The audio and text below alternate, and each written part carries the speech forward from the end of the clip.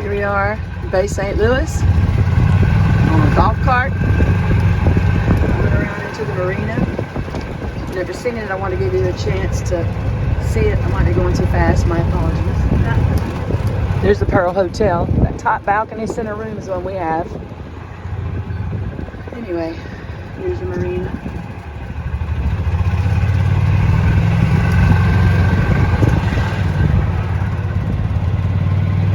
That's the Blind Tiger.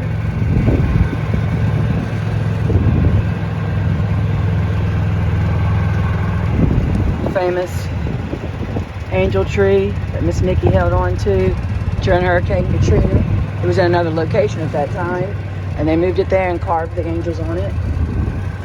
And this, my friends, is the Bay St. Louis Municipal Harbor.